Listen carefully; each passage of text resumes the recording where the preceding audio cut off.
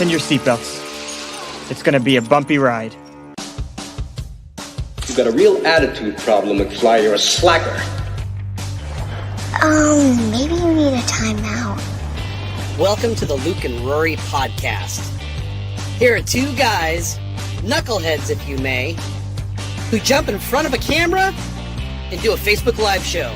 You know, it's exciting. They've decided to take that Facebook Live show and put it into a podcast.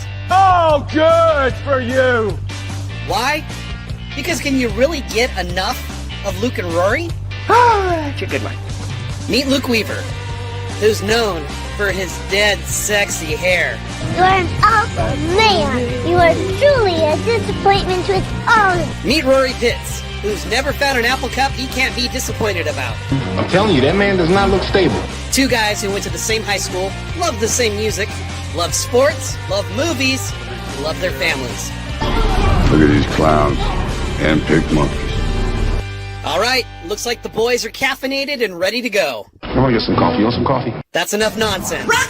Now let's join the show. Sound good?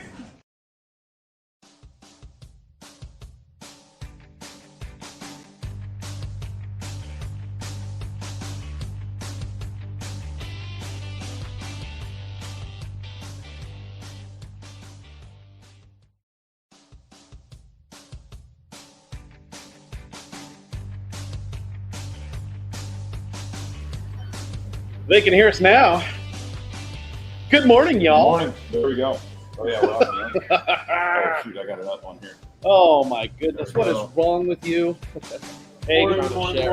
There we go. good morning. Welcome to the Luke and Rory Show. That guy over there is Luke. I'm Rory. Luke, who do we got here today, Hey, buddy. This is, guys, you guys may have noticed we have a special guest today. It's one and only NARS Martinez. We're going to dive into who NARS is and welcome to the show, man. Appreciate you guys having me on. Yeah, man. The show. We actually talked about bringing you on like 2 years ago. Oh, Like okay. a year and a half ago. Slept in the dust. Well, no, we got tired of doing the show and we quit. Like, We were on a break. we threw a fit and quit, and then like we're like, oh, we got to come back, and we started putting together. I think we should have more guests and stuff. We threw a fit. We threw a fit and quit. You like that? Appreciate Yeah, that. rhymes and everything. That's your rhyming skills from North Mason, Yeah. isn't it?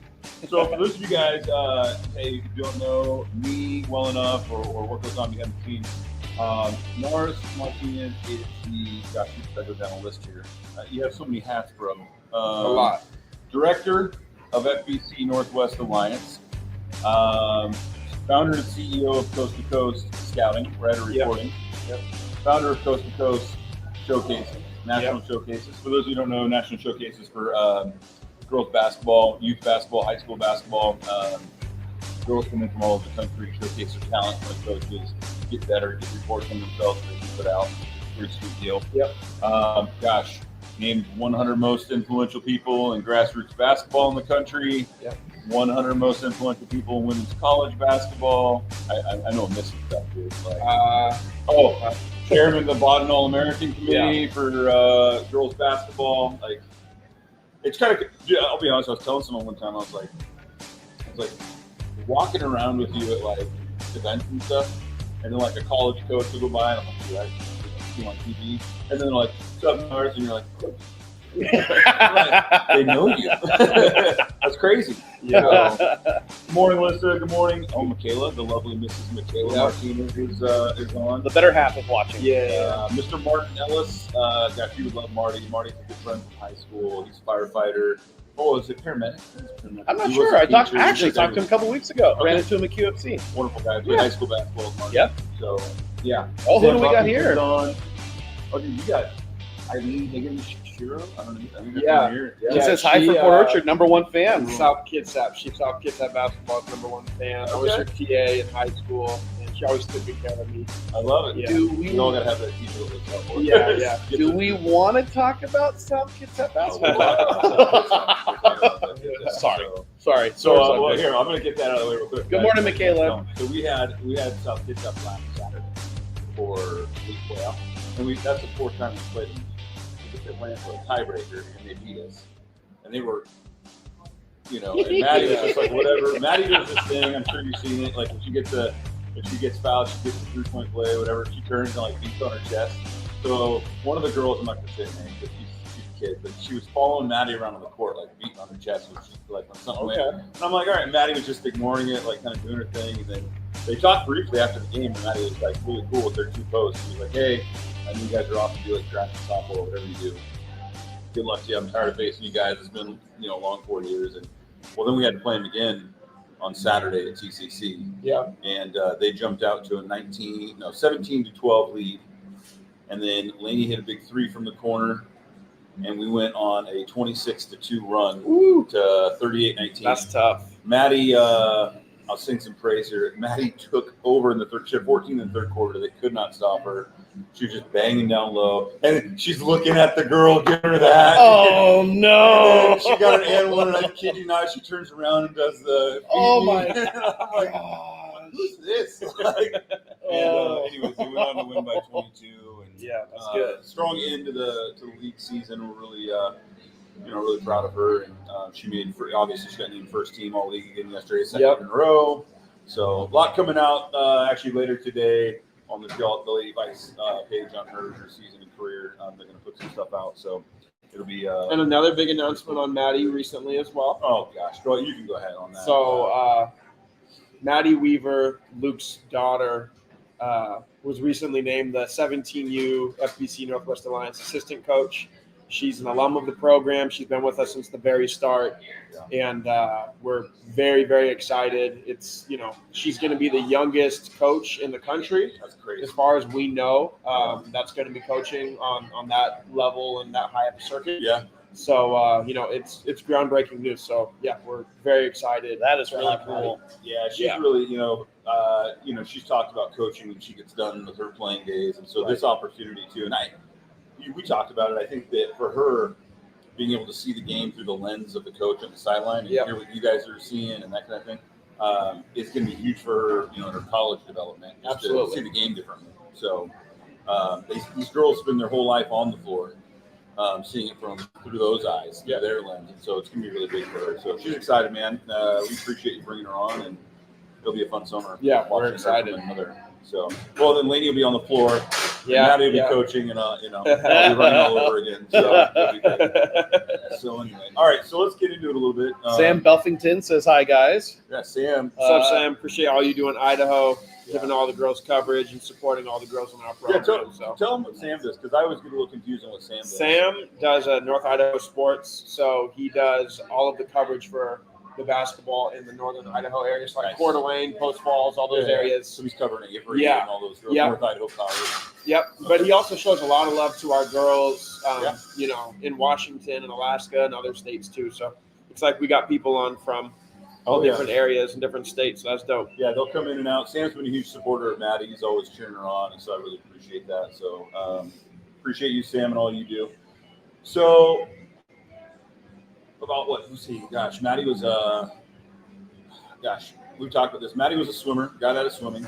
Yeah. And then it's like, hey, Dad, I want to try basketball, which I almost threw up in my mouth because, and I've talked about this. She was a phenomenal swimmer, and already she was like 12, 13, already had college, coaches looking at her and stuff, and I was like, dude, we're good. Education's paid. Like, and all of a sudden she's like, I want to try basketball, and she had not really played much hoop outside of just rec at the Y. Yeah. And so she went and played for a Bonnie Lake feeder for like a year, trying to figure herself out. And at that point she's like 5'11", 6 foot, clumsy, and just doesn't really know what to do with herself. And anyways, NARS and I ended up connecting. I kind of figure out who he is and what he does, and we start talking about what he's doing with FBC. And the thing that impressed me early on was so many of these programs, it's like, what's the girl done? Who's she playing with? Let's see her play, and all that kind of stuff. And you really came in and were like, hey, she's big, she's strong, and she's willing to work. If she's willing to work, we're gonna, let's give her a shot. And here we are. I kid with her all the time. I said, I remember her walking into that Coeur d'Alene gym. Yeah. Was that Avery School? Yeah, Lake City High School. Lake City. Because COVID was going on, so we had to practice. We had to leave state, and that's all right. We got to go to that burrito place over there. It all worked out. So, Nito Burrito. It's like Maddie's favorite spot. But And I give her a hard time because we walked in the gym, there's like 60 girls in there. And I was like, you were literally like number 60. Like, I mean, that's just what it was. And now, fast forward, she's the number 1 ranked center in the state for a class of 24. And she's going to college on a scholarship to play ball. And like, first of all, thanks to you for like seeing something in her and taking her. It's been huge. I mean, for her confidence and just her as a person, it's been amazing. But I want to use that kind of as a segue. Like, how did you get into FBC? Like, how did that happen? Because FBC started in California. Yep. And then they moved to Atlanta. Right. And it's run by FBC Mo. Yep. Mo's a legend. If you guys are ever in a circuit somewhere in a gym, you'll know Mo. Like, you can't miss him. He's an inspirational guy. So how did you get involved in FBC? So I was coaching at historically the top girls basketball travel program in Washington and in the Northwest in general. That was Northwest Blazers. Okay, yeah. And had a really good run. Was coaching on the Adidas circuit. Okay. And had several Adidas All-Americans, coached in multiple Adidas National Championship games. Wow. I put together some really, really good teams and did a lot of the recruiting and getting girls involved.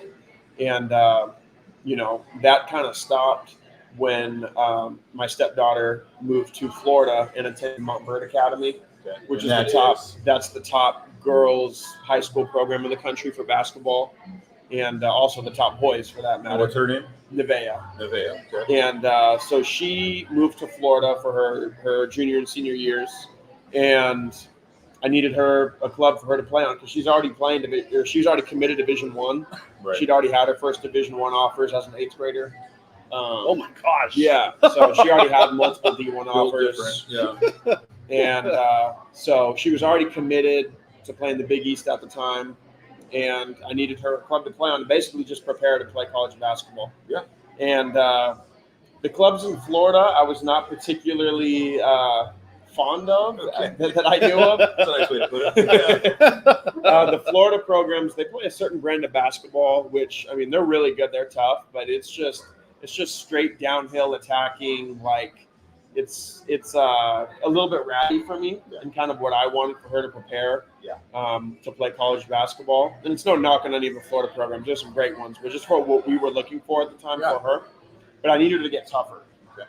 And there was a program that I had seen play, and they were called FBC United. And this was the 2020 class version. The class that had 5 McDonald's All-Americans on there. Yeah. They literally looked like a WNBA team walking around in high school. And it was absolutely insane. Literally, there was 150 college coaches that followed them everywhere they went. And so, I mean, it was unlike anything that I'd ever seen. I was like, gosh, there are boys teams that couldn't hold the ball to these types of girls. Yeah. These girls are unbelievable. Wow. And I mean, we're talking 6'7", 6'4". I mean, strong, athletic. They're finishing at the rim. Cardozo was on that team. Yes. Yeah. So Camila Cardozo, who's going to be a top draft pick, plays for South Carolina. Yep. 6'7". Yep. Olivia Cochran, who's all ACC player at Louisville. I mean, the list, it goes on and on. These girls were ridiculous. Raven Johnson, the starting point guard at South Carolina. Yeah, Yep. I mean, the list goes on and on. There was just so many girls. And so I reached out to Mo. I said, hey, here's the situation. I got Nevaeh. She's at Montverde. He flew her up to have her go work out in Atlanta, and she got bruised and scratched and all sorts of beat up. Good for her. And it was unlike anything she had ever experienced, just the environment. Parents were going crazy. They were it's different down there than up here, too. Yeah, definitely. So it was just competitive. And long story short, she ended up joining the FBC United. She played. They were the number 1 team in the country. But when I kind of saw like how they were doing their program and running their business side, what they were kind of their branding, their marketing, I was like, there's nothing like this in Northwest. Right. And mind you, I coached in the most historical top girls program in the Northwest, the Blazers. And I was like, this FBC stuff is just different, the way that they're doing it. So I started talking to Mo, and I had a vision. Nevaeh had an amazing experience. And, I decided I wanted to bring it up to the Northwest. Yeah. And we did. And now we're going on year 4. And so I'd already had a good run in the girls' space and just kind of continued it. And built it up during COVID, and it was hard, but we got it done pretty quickly. So. Well, let's go back a little bit to how you even got to that, if you don't mind. Yeah. So you grew up in Port Orchard. Yep. So for all of you watching out in Belfort, Port Orchard, it's South Cape Wolf here. But playing hoop, you also played for Rotary. Yep. And you had a scholarship to go play ball out of high school. Yep. And then God had other plans. Right. So talk a little bit about like what happened, and then how that led into where you're at. You guys could Google this. There's some articles I know, like in the Kitsap Sun, that they've done on you, which is really cool.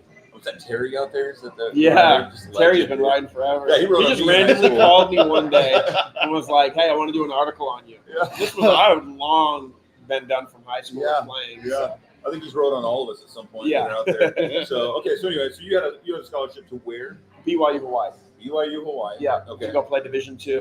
Yeah. And they were fresh off of runner-up in the national championship game at Division II. I mean, they're unbelievable. Yeah. So that was the plan. Yeah. And my body, I was training that summer to get ready to prepare. Yeah. And what year was this? This was 2012. Okay. So 11 years ago. Yep. I was 12 years ago now. Yeah. So, and my body just tightened up and I couldn't move. I was like crying. I couldn't move. My body, it was just stuck. I was by myself and I could barely even get myself into the car to drive myself back home because my body was just so messed up. Yeah. And I had been dealing with like back pain and hip pains and different stuff that had impacted me throughout my high school career. So I could never fully like I never saw my peak athleticism. Okay. I was playing just in pain, but I didn't know what it was. You just figure this is just part of it. I'm always hooping, body hurt, diet, And then my body was just messed up. And kind of long story short, I ended up a couple of years later getting diagnosed with fibromyalgia. I obviously never got to play basketball. My body was messed up. And fibromyalgia, widespread chronic body pain where you constantly feel pain and then you'll have random flare-ups as well. But it also messes with your ability to fall into a deep sleep, your memory. You have a lot of brain fog. Wow. It has a lot of different impacts on you. And then as I related it back to when I was actually playing in high school, I was like, there was games where like I felt like I was asleep when I was trying to play, and I couldn't see right. Like my brain was foggy. It was very weird. So I had to play through all of that and severe pain in my back and hips. Wow. And I would cramp easily too. I'd like there's videos of me like stretching my calves out at the free throw line because my body would just be cramping. Oh my and gosh. So you just figure I gotta hydrate. Stop drinking soda. Yeah. You know, and what's crazy is you didn't know this at the time, and you still are going to get a scholarship to BYU Hawaii. Yeah, crazy. Yeah. Wow. Yeah. I think had I not had fibromyalgia, my athleticism would have been able to fully pop to what I had. I think that I had definitely been on the Division I route. Yeah, absolutely. Had I not dealt with fibromyalgia, but it is what it is. So I wasn't able to play and ended up not going to BYU Hawaii and just decided to just attend Bellevue College to just kind of see if I could my health would maybe recover over a year span or two, but it never did. Mm-hmm. And so I got into coaching right then. So were you, gosh, I can't imagine you're 18, 19-year-old kid. 18. Your dream getting snatched. I got to imagine mentally that was difficult. Oh, yeah. I mean, definitely depression. I imagine. Now, and on the flip side, I can only imagine your dad, who, I mean, your dad was some pro boxer, like highly skilled, kind of hard, right? All about like the training and stuff. Like, what part did he and your mother play in kind of helping you get through that? Yeah. I know that's a great question. I mean, my dad wasn't really hard on me in particular. Like, he didn't have to be. Okay. I loved the game. Right. So, there was only a couple of times ever where he would be like, I take you to train in Seattle. Like, you need to play like it. Mm-hmm. He would just kick me in the butt. That only happened like twice in my life. Okay. I wanted to train. I would cry like when I was a kid when like he wouldn't take me to the gym. Yeah. And he always did. But like, if there was for some reason that he wasn't able to, I would be in tears because I wanted to go to the gym. Yeah. So, but during that hard time, like my dad he was always there for him. He was always supportive, and he knew that my dream was ultimately to run my own club program. Okay. So that was always my dream since like 2nd, 3rd, 4th grade. I always wanted to have my own club. I wrote it down in my elementary notebook, like our goals and dreams for our life. Like that was what I wanted to do. I wanted to have my own AAU team. Yeah. And I also wanted to have my own private jet to travel my AAU team. We'll put the How we doing? How we doing on that goal? Yeah. Hey, we got a long ways to go. He's a lot younger than us, though. He's got time. Any donors that have a private jet, let's do it. We'll fly the whole team out. But I knew what I wanted to do, and so I was getting into coaching and transitioning into doing basketball training at the time, and he was very supportive. My mom was definitely there for me emotionally. Yeah, of course. They're both always there for me and kind of helped me through that because it was depressing. Like, and that's why I try to prepare the players that I work with now when they're done playing. They need to have a step ahead because whether you're done from you just retired, you have injury, whatever it might be, or it's the end. Like, you identify as a basketball player your whole life. Yeah. Now who are you and what do you do? Right, exactly. And that's hard. And it ends for everybody at some point, whether Absolutely. you're 18 or 30 or 25. And that's a guarantee. Whenever you're playing sports, it will end in one form or another. Yeah. And you got to be prepared. Yeah, and I think I tell people, for me playing like in the Marine Corps and stuff like that, like I tell the girls that I talk to them around, and I'm like, play as long as you can, enjoy every minute of it, because it'll end at some point. Like someday you'll play your last game. Yep.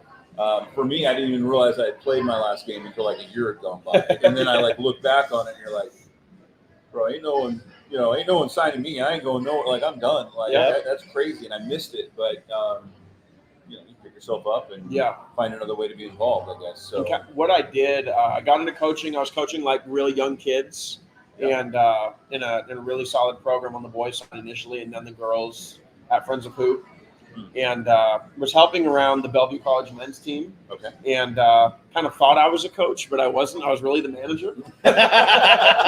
And so you were Adam Sandler. You were the water boy. Oh yeah. Oh no, literally. Like put the water boy in. Yeah. No, literally. That's what I was. I filmed the games. Throwing jock straps on you in the locker room. Hey, wash this. But no, I washed the towels. I washed the practice uniforms. But you know what? You got to start somewhere. Yep. And the thing is I bet more than anything, you appreciate where you're at now because of where you've been. Yeah. Oh, yeah. That was humbling. Yeah, I bet. I'm like, gosh, I'm doing the dirty towels for players. Like, I know that I'm as good as or better. Like, yeah. It was tough. So but I took pride in what I did. So Michaela said, tell them about the mix. So my job was to make the Powerade for every practice. Okay. And so I mixed the Powerade, the blueberry and the raspberries and the grapes. I mixed them together. I had a potion. Yeah. It's the NARS mix. Yeah, it was. So like if I didn't make it, like they complained. Because high quality H2O. So no, that's what I'm saying. I was literally the water boy. Like I was the manager. So like when Michaela called you out on it. When players would like chew gum and it would fall out and there was gum on the Bellevue College gym floor, like I literally had to scrape it up. Get a razor. Yeah, a razor. Wow. Like if there was marks on the gym floor, I had to go and squeak them up. I had to have a wet towel. Like that's what I did. So. But I would do anything to just be involved because I knew what I wanted to do. Right. And there was times like I remember they said the coach said, NARS, let the coaches coach. Because I was talking to like the best player on the team. I was like, they're not seeing, like they should be flashing in the zone. Like they weren't telling them nothing. And the assistants, then no one was saying nothing. So I did. But I mean, sometimes I wouldn't be told like, when practice was canceled, I'd show up. Yeah. And let's get some more work, boys. Yeah. And I would hang with the players after and train some of them that would allow me to. And now, did they players know what kind of a player you were in high school? I mean, people talk and they had heard. They knew I was pretty good, but at that point. It was all respect. Everyone was always real cool with me. I love it. But that was my introduction into what I did. I literally filmed the games. That's what I did. I was a manager. I'm reminded that we were watching. See, Marty says, "What is the number one thing?" Okay, what is the number one thing a young ball player / athlete needs, or that you look for? Yeah, I love when you ask questions, Marty. Yeah, so there you go. They need to have a passion for it first and foremost. If they don't love it, if the parent has to drag them to the gym, if you have to give them a pep talk after every game, like we need to take a step back and kind of let the player grow and evolve in that love. And then it's the parents' job to put them in the right club with the right trainers and all that type of stuff. And then give them the pep talks as needed. But you shouldn't have to inspire their passion for the game. Right. You shouldn't have to force that into them. So they need to have passion, and they got to put in the hard work. They have to. Yeah. You got to put in hard work. I got another part of that, but I'm going to come back to it. I want to talk about family dynamic, how that fits in. But so you started with the boys. Yep. Besides having a stepdaughter who could hoop, like what got you into the girls' side? Because, like, example, the South Kitsap girls coach last year went into the girls program, kind of turned it around, and then he was there 1 year, and the boys program popped open, and he immediately jumped ship for the boys side. I mean, you see that a lot where the boys, men especially want to get to the coach and the boys side. As long as I've known you, that's never been your thing. Like, I've even brought up to you, I asked you, like, hey, you ever going to have a boys side? And you're like, heck to the no. Like, it ain't happening. So, like, what got you to the girls side? Why the girls? Why do you want to keep it that way? Yeah, so I was just asked by Jeremy Eggers, who runs Friends of Hoop. He's the athletic director at Bellevue College. He asked me if I wanted to coach a girls team. And I was like, okay, like no one else was going to do it. It was fourth grade girls, and no one else was going to sign up to do it. So I decided to take it on, and actually kind of grew to love it. Yeah. And I enjoyed it. And then why is that? Why did you grow to love it? It was fun. It was fun. The girls listened really well. Okay. I think that they're much more coachable than the boys. I have no problem coaching boys because I can be very aggressive. That's not a problem. That's true. I can be disciplining. Yeah. But girls, I think they were kind of, for me as a young coach, they were more grateful for me putting in the effort. The parents were kind of more grateful. The parents of the boys were maybe a little bit more, I don't know what the right word is. I think. I've always liked girls. Right now, I have a son, but I coached a lot of boys ball for a long time in AAU and then high school. I think that sometimes what I've seen, and you tell me if you agree, is I feel like boys' parents sometimes just like they're more. I don't want to say demanding, but they just feel like entitled, I guess. Absolutely more entitled. Like their son is the next Kobe Bryant, Michael Jordan. All of them. No, he's not. Yeah, all of them. When I was coaching boys, I used to tell people all the time. I used to tell the boys especially, I'm like, you better have something extremely special about you if you want to play college basketball. Yeah. And whether it's, special athleticism, special shooting ability, special ball handling, there's got to be something about you that is that much better than everybody else on the floor every time you tilt the floor. And then if you want to play pro ball, it's got to be even more, you know what I'm saying, out of this world special. And I don't think, for whatever reason, I don't think on the boys' side they get that as much. Yeah, and I enjoyed coaching the boys. Like the boys that I had, we had one of the top boys teams on the West Coast in 3rd, 4th, 5th, 6th grade of the little FOH boys team that I had. And a lot of those kids did end up going on to college, and parents still text me and they're thankful about the foundation that I gave them. But I enjoyed the girls, and I stuck with it. And kind of what really grew my passion to invest into it further from there was the girls were not getting treated nearly like how the boys were. Mm-hmm. So programs that I'd been involved in, they got less investment, less resources, less, better treatment and stuff like that. So it's okay, let me go all in and invest on this side because it's a need. It is a need. And I think too, if you're trying to make a name in the basketball world, I think there's two sides to it for you, right? It's one, let me help these girls get to that level. They deserve it. They work hard. And also, if I'm going to make a name for myself in the basketball world, why do it try to do it on the boys' side? For the most part, it's more watered down. Yeah, it is. Where I can elevate the girls' side and kind of be on the tipping point or on the spearhead of that movement. Yeah. Absolutely. Because what was going on in the girls' space, we'll probably get into it more, but the tournaments that we run, the camps that we do, the way that we run our club and stuff like that, nobody was really doing it. No one was giving coverage at tournaments and doing camps. Chris Hansen does a great job at Elite Zone with his camp. Absolutely. Nobody else was doing it outside of him, though. Right. Nobody. That's 1-2 camps a year. Yeah. And so I was okay, I see what they're doing in different parts of the country. I want to bring that level of exposure here because we're already at a disadvantage being in the very corner Northwest compared to being in the Midwest or the East Coast or the South, where there's so much more emotion going on. So we're already at a disadvantage. But the stakeholders that are in the space on the girl side, then there's not enough shaking and moving from me. So I've kind of come in and I think disrupted status quo in that regard. And I tell you what I love hearing, because I don't have a dog in the fight. I had my kids play sports early on, and they all basically said, Dad, not interested. We're going to go into the arts. Yeah, fine. But what I'm hearing is that there's no pissing and moaning about the girls program. There's, hey, I want to elevate the game instead of, it's not fair. It's not fair we have this. It's not fair we have that. I don't hear any of that coming from you. And I've never really heard it from Luke either. It's always been, you know what? Let's do something about it. If we don't have what we need, let's do something about it. Let's bring the exposure. Let's show people more about how these girls can play. And I love hearing that and that attitude coming from you, because there's too many millennials, Gen X to a certain extent, Gen Z, crying about it's not fair. Right. And what I'm hearing from you is, hey, let's just go do it. Yeah. Let's go figure it out. Let's do it. Come on. There's no time to do much crying. Right. Like, you get nothing doing that. Yeah, like if no one else is doing it by now, like travel basketball had been around for 30 years. If no one's doing, some of these things, then like no one's going to anytime soon.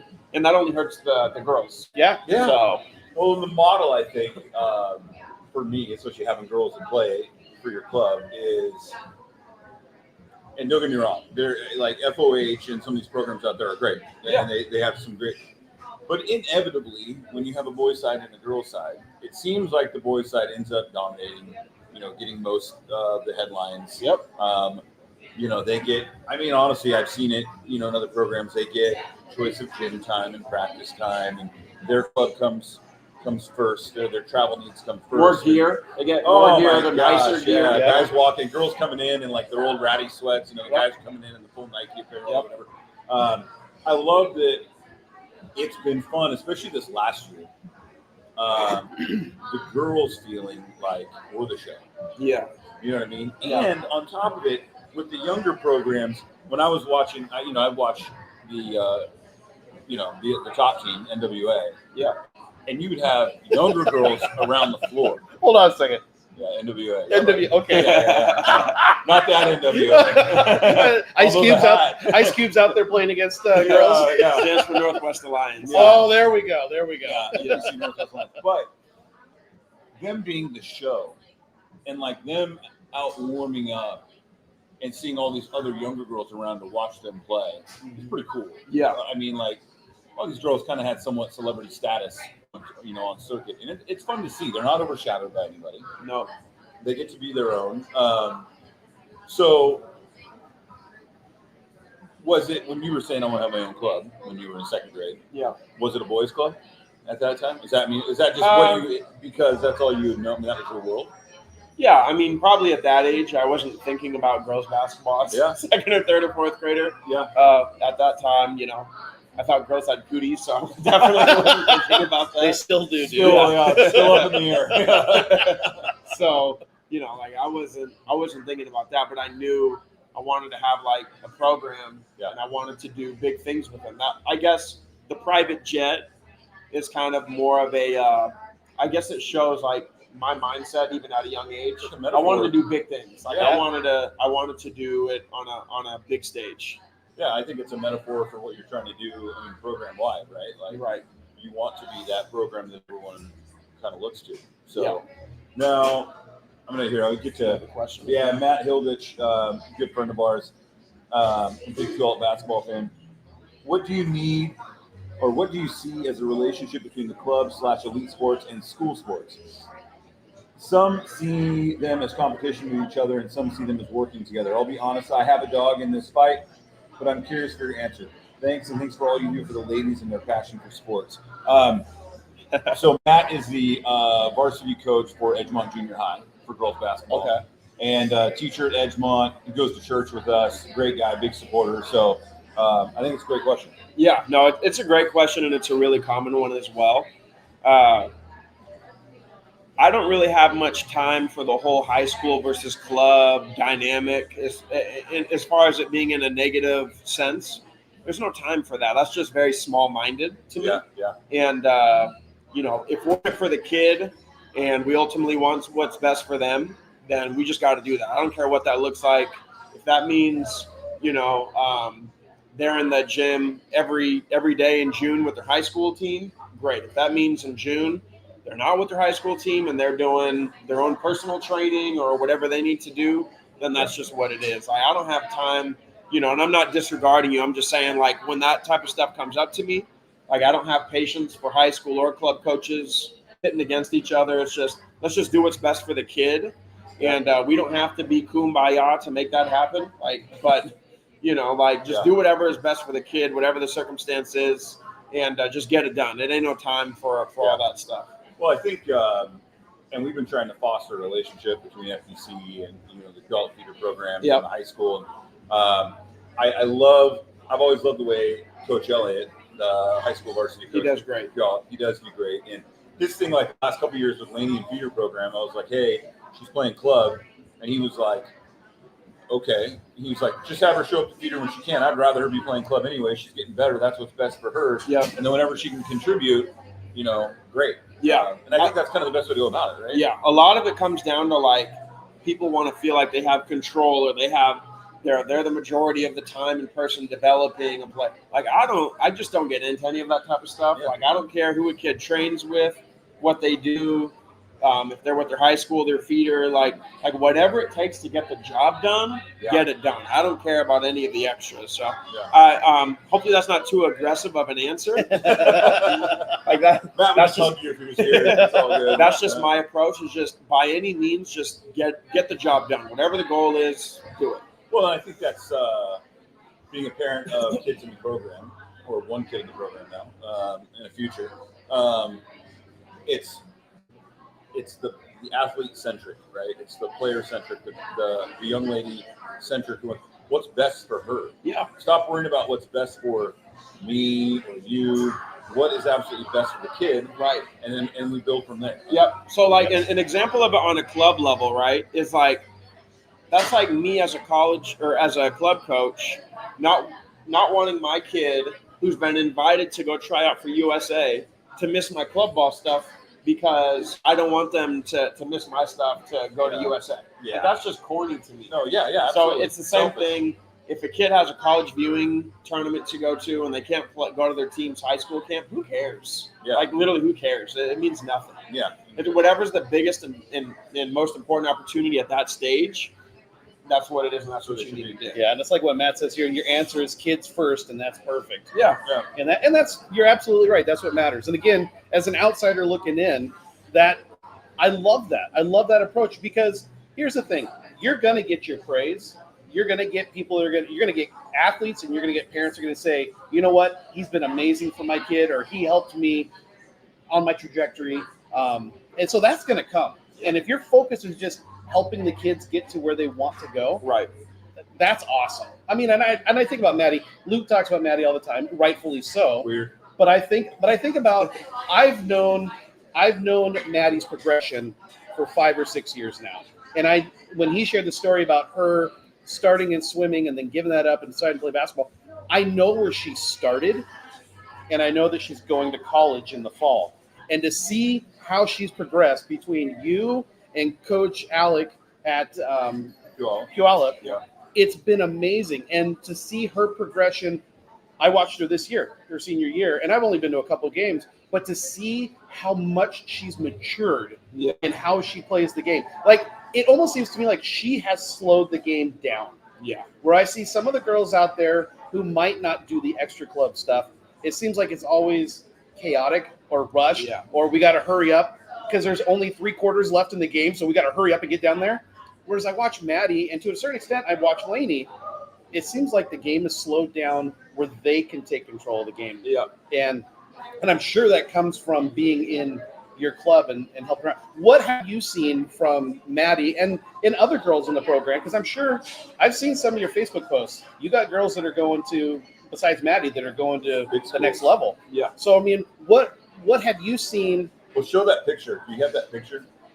Let me see. And then we'll have, and then you can. Matt says, real quick, Matt says, hey. She grew a lot by kicking our ass multiple times. So Matt had to coach Maddie in junior high, and then she just bullied people in sports. So then Laney came in and was burying threes, and was like, what the heck, man?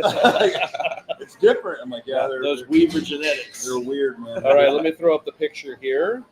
And then we can talk a little bit about your question. So this photo here of NARS, and this is the top team for FBC this last summer. All 9 of them actually are all in that. I love that picture.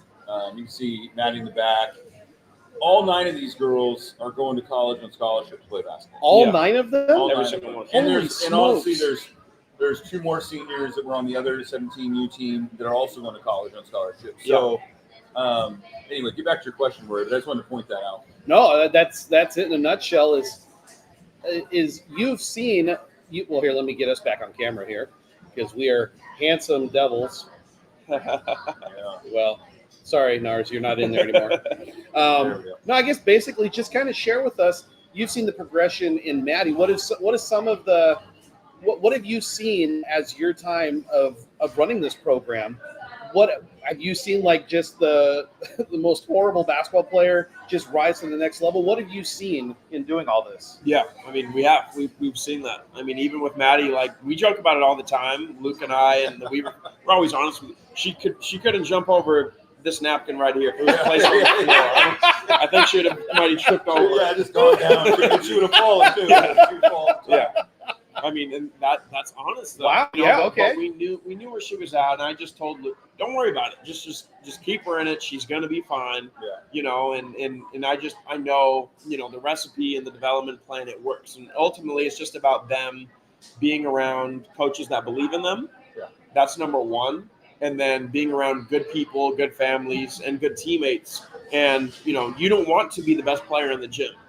No. So, like, if I have a really good player, I'm striving to try to find a player better than them, because then it's a constant cycle of competitiveness. Okay. So Maddie had to go up against girls who are now at Wisconsin and University of Washington and University of Colorado, like really big-time schools, when she couldn't jump over the napkin, right? And But then now when we were practicing, like now she's the big dog, you know, in her last year. So it's just a cycle of competitiveness that the girls need to learn to compete at a really high level, and not be the big bully to where they're getting bullied. Like we played against a team from Michigan that finished top 4 in Under Armour this past year.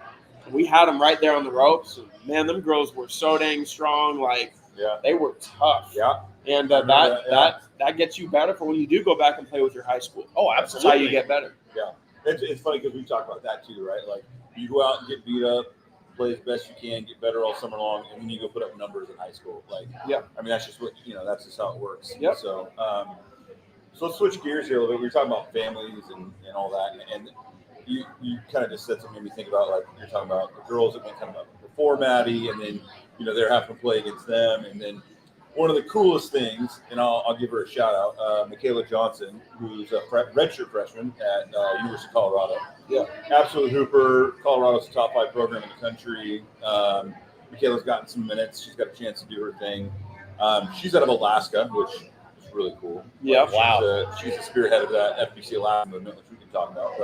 But when Maddie committed, Michaela was one of the first ones to message her. I'm so proud of you. Like, congratulations. And Maddie was over the moon, right? And I'm like, you have these girls out there. Yeah, it is special. And I don't think we see that everywhere. And I think it speaks to the culture where you have these girls that want to give back, that want to help the program that helped them. And, you know, Maddie's like, she didn't need to do that. You know what I'm saying? Like, that is, you know, it's so cool, but she didn't need to do that. So I guess I'm using that to catapult into, like, we talked about the passion for the game. But, and if I could, I remember the first year when we had like 60 girls, there were quite a few times I would pull up to gyms and you were outside dealing with upset families or parents or people ranting and raving, and it is what it is. But, like, and I remember having a conversation with you about it. You're like, we're downsizing. Like, you know, like I can't, it can't be about one kid. It can't be about this family. And you did. And I mean, there was a side of me at one point early on. I was like, oh man, we've lost some talent here. You know what I'm saying? But, like, you just restocked it. And this last summer was the best team that we've ever seen in the program. But talk about the culture of the kid, of the family, how important that is, and kind of what it means to growing as you move forward. Yeah. I think that, like, we don't have tryouts, so we don't have an organized tryout where we put out a flyer and say, hey, come try out for our 17U team. Like, we don't do that. So basically it's based off of word of mouth, people reaching out to us or us reaching out to them, or however it kind of works out. And that initial conversation that is had with parents is very telling. Yeah. And so for me, like, I remember our first conversation, like, when you said that, you know, you were a Marine and stuff like that, I was like, oh yeah, I'll take her. like I already knew, because there's gonna be no nonsense, like no excuses. Like, the kid's just going to work. We'll figure out the rest. We know how to get a kid better, and we know the type of schedule we're putting together. Yeah. That's going to get her better. We'll take some whoopings, but it's going to get her better. Yeah. And so really, a lot of it is the parents first and foremost. And we don't always, bat 1,000%, but it happens. But now, like, I was just on the phone with a Pac-12 coach last night, and like, they know the types of kids that we have in our program, and they know what types of families we have, and they trust that. So they call me, they ask, who do you have? Like, who do I need? Like every week, who do I need to recruit? And stuff like that. And I think that just speaks to the importance of having good families involved in the program. Yeah, no, it's huge. I think this summer was actually last summer too. Was some of the most fun I've had around basketball, and I wasn't coaching this last summer because I've coached obviously a lot in my life, but I was just trying to watch my girls and be wherever they were at because I had two of them playing. But just being around some of the families and how everyone was just this last year especially. I don't think no one. Sometimes you're playing and parents, you're like, you're looking at the other dad, like, yeah, that's my kid, kind of a thing. You get that from some dads and families. All of the parents in the organization this last year, especially, were just so supportive of every girl. No one cared if their kid scored 10 or 0. They knew that their game was the next game, and everything was, everyone was just cheering each other on. And even now, heck, I was just talking to Riley's mom briefly yesterday, like, we messenger, like, we still message and like, how are the girls doing? How's she doing? And and I think for the girls, it's important, right? Yes. And for the athletes to see that the families support all of them as a unit as compared to an individual athlete. Well, it's not just about talent, right? So, like, I know some clubs, like, even if they do have more talent than us or whatever, like, they got to deal with a lot more headaches too. Boy, howdy. And I just don't want to do that. Like, I'd rather have like a solid team that even if we do get our butt, like, nothing can be worse than how bad we've gotten beaten before. And that was with good players. Yeah. Like, we've gotten beat by 60 points before in front of 150 college with several Division I athletes on the floor. Yes, with D1 players, we still got whooped. Yeah. So if you're going to lose, you might as well lose with people that are good people. Yeah. So, because there's no, it's a game. There's no guarantee you're going to win. Right. Yeah. So we just want to be around good people, and I don't want to do it to be babysitting. I don't have time for that. Like, I'm trying to make big moves, so people that I have to babysit too much, like anybody that's in our program, they know you can walk. I just don't care. I don't have time for that. Which did happen, I think, especially after the first year. There was some attrition there. And like I said earlier, there was a moment, I think, early on, we were like, oh, man, we're losing some good players here. Yeah. But then you look at this last summer, and I'm like, okay. We won, the top team won 90% of their games, I think. Yep. With great kids. And now you have these kids, Maddie's talking about driving over and staying with the Shippens because, she wants to see Shay. And, and it's like they're so invested in each other's success and the family's success. It's beautiful, really. I'd rather lose with good people than win with people I got to babysit. Right. I love hearing what you're saying about, you bring it back to, I just don't have time. Time is short. I don't have time. And if it's not a good fit for your family, by all means, go ahead. But this is the direction we're going. And you have this confidence to you, which is not cocky. It's a positive cocky, if there's even such a thing. Where you're just like, hey, listen, we just invented it. I know how this program works. I've done this for years. We've had success doing it this way. We're just going to keep on doing it this way. And you can come along for the ride, or you can go somewhere else. It's totally okay. Yeah, I think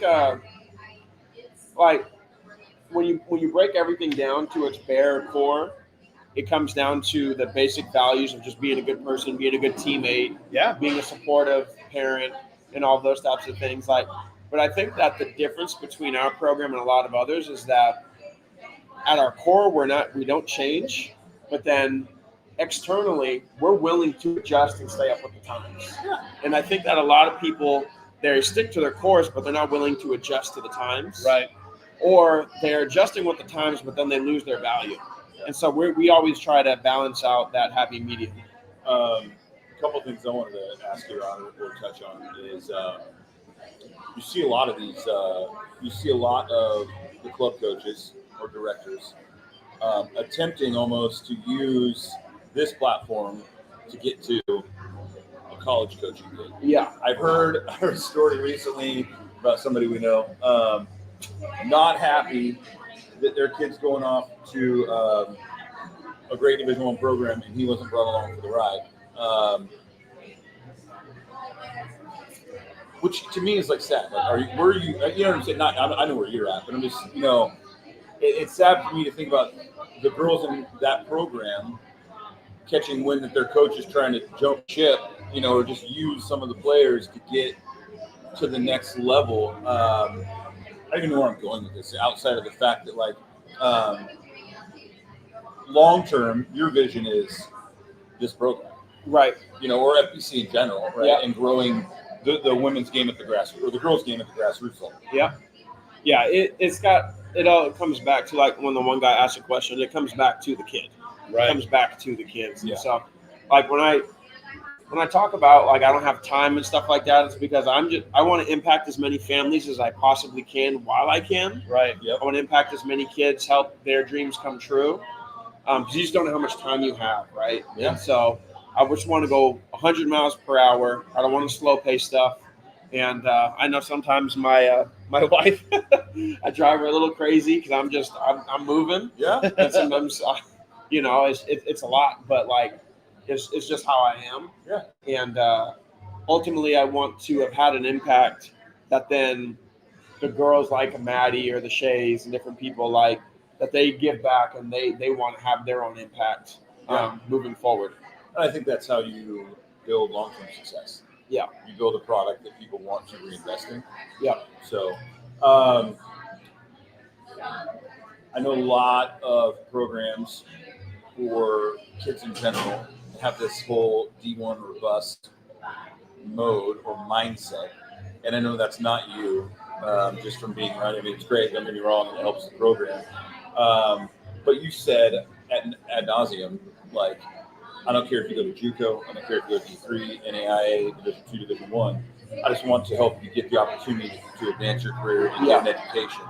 Why is that your mindset versus the whole D1 or bust model that a lot of these programs are? Yeah. I mean, what kind of got you to that? 'Cause, I mean, you're a competitor, right? Yeah. It's great to say, like, I put out this many D1 athletes or whatever. Yeah. But, like, I even know, talking to some of the girls, like, they've never felt like they know that if they get NAIA or whatever, like, you're cheering them on just as much as the Michaela Johnsons. Right.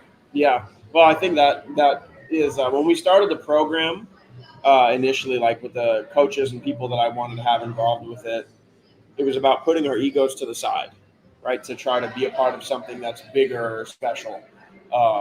And you find out that not a lot of people are willing to put their egos to the side, unfortunately. Tough, right? Yeah. So, again, it's not about us.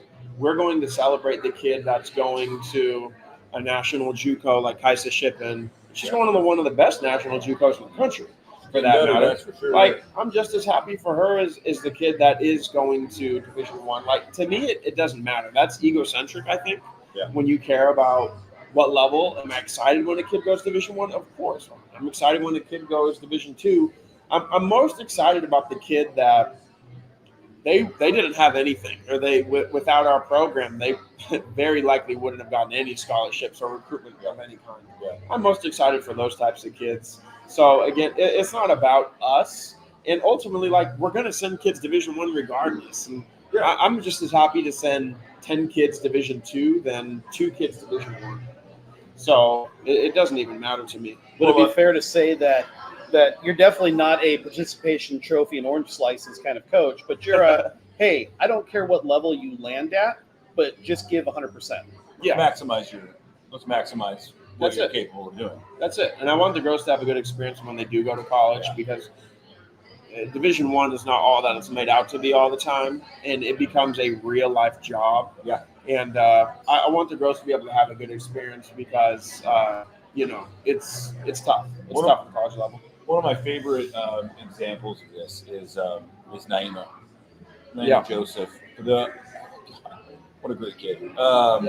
Naima's been in the program since day one. She's pushing 6'5", playing for Garfield.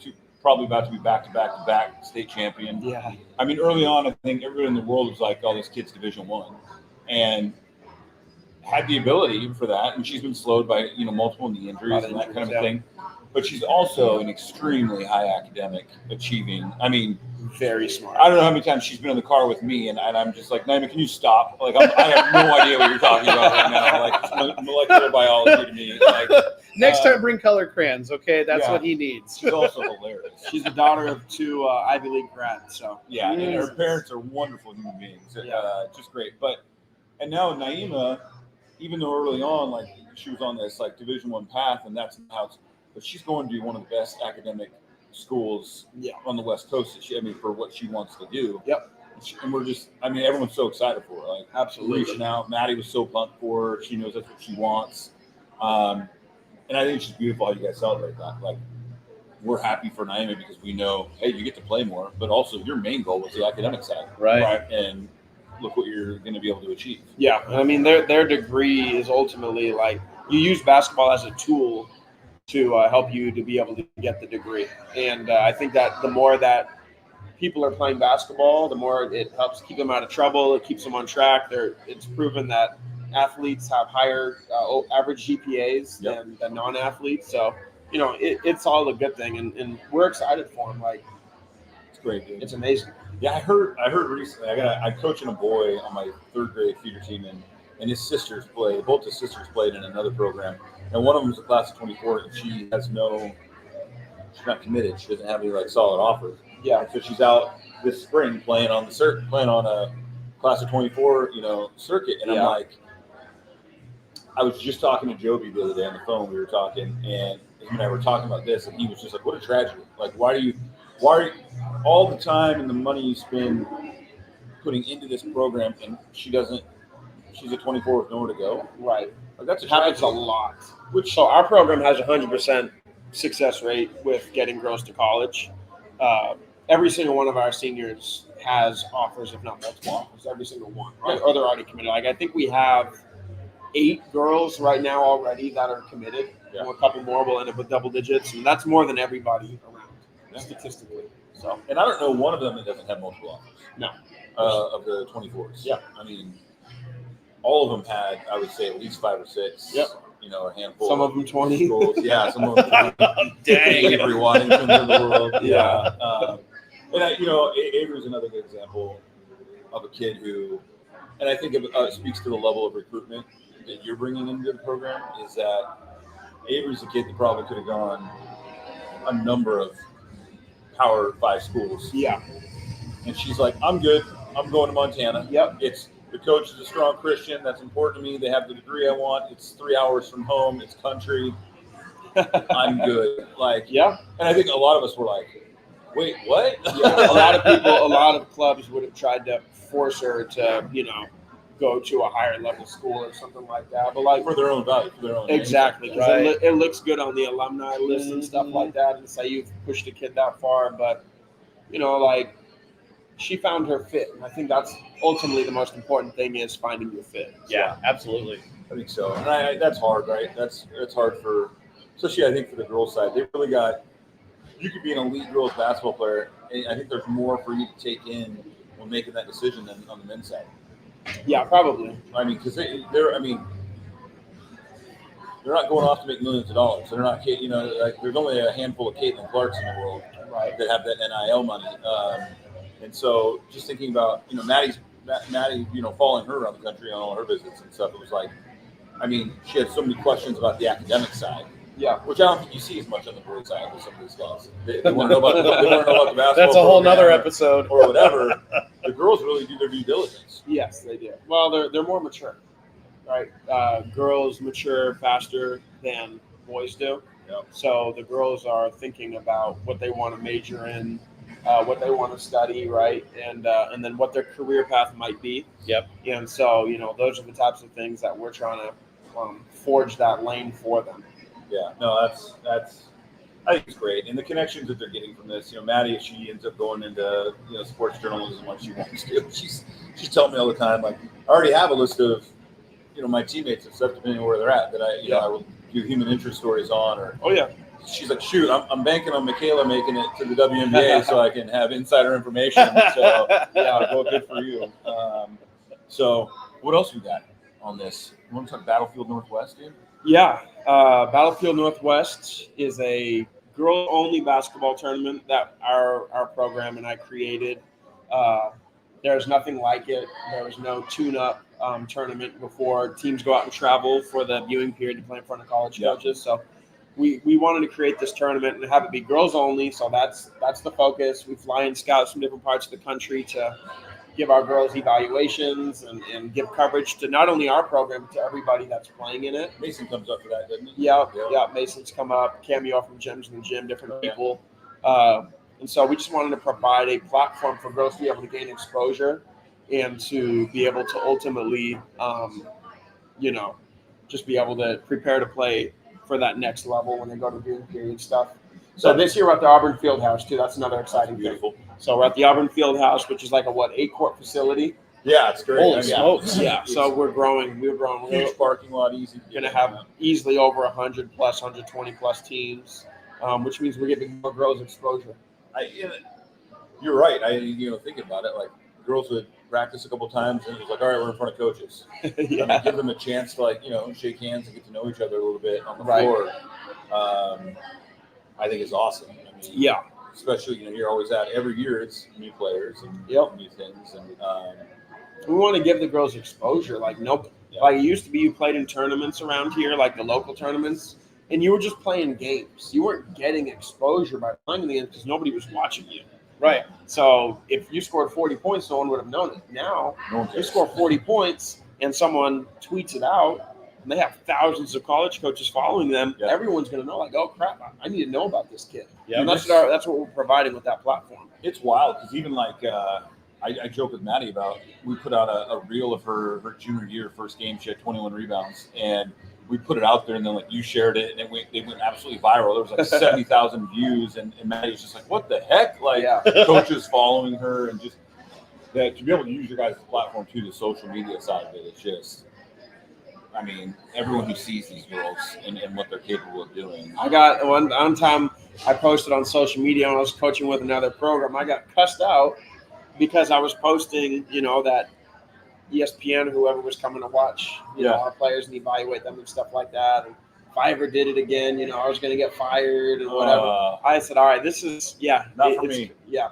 So, this was in another program, and I was just like, all right, I see where people are a little bit outdated. Yeah. And I see where there's a lot of room for growth for girls basketball in our area. Touch on the difference, because I don't think a lot of people understand. You have your Nike circuits, you have your Adidas circuits, and then there's this whole grassroots thing.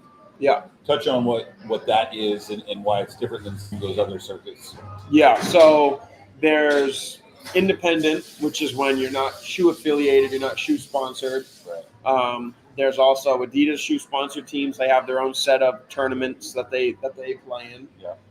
Then there's the Nike EYBL, Nike sponsored teams, and then Under Armour. Yeah. There's also Puma now as well. So there's all sorts of different types of circuits to be affiliated to a shoe company, and it's an ever changing scene.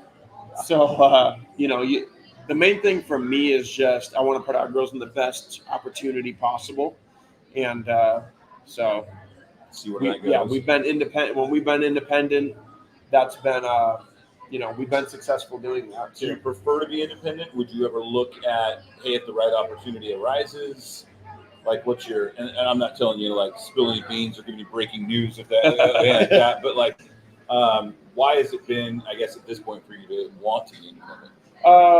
We've been independent because we just wanted to grow things organically and do it the right way. We wanted to make sure that our program is in a strong position, top to bottom, to be able to build our own college following no matter what we are, because we don't want to be tied to, oh, they're the Nike program or they're the Under Armour program, Right. and people see us as that. Because what if Under Armour goes bankrupt or Right. Adidas goes bankrupt and we have no identity anymore? Right. So we wanted to build our own organic identity and proof of concept before deciding to make any brash moves, because a lot of people, they sell what they're connected to shoe-wise versus what they bring to the table. And we always wanted to lead with ourselves before anything else that we're connected Yeah, to. and you don't need any of the controversy that we've seen over the last 4 or 5 years with different brands out there. If all of a sudden there's a controversy and you're part of that brand, even though you're not part of that controversy, Yeah. that doesn't look good on you. What do you either. have left at that point? It's funny how many parents. I had a parent last year. They have a girl player, and they asked me what shoe we were affiliated with. I mean, and that was like important to them. Yeah. And I was like, I go, none. And they were like, and I go, and I literally was like, just being the jerk that I am sometimes. I go, you know what we are affiliated with? Excellence. Because all of our girls are going to college on scholarship. Like, Yeah. And they were like, oh. And I was like, and I literally told the person, I was like, I don't know how many shoes that you know have gotten girls to college, but I've not seen a shoe get a girl to college or a boy to college. And so, and I've coached on the shoe circuits, and Yeah. like I said, I've played on, or coached in national championship games and had a lot of really good players and stuff. Like, I'm not opposed to it at all. Of course, yeah. I think that people that lead with that, I think that just it shows when they don't have, it's like saying, like, if someone's coming up to you and it's like, oh, well, I'm an NBA player. That has nothing to do with what type of person you are. Yeah. Oh, we're Nike sponsored. Well, that has nothing to do with what type of program you are. What your development's like. Exactly. So, and it's no knock on anybody that's doing that. Of course.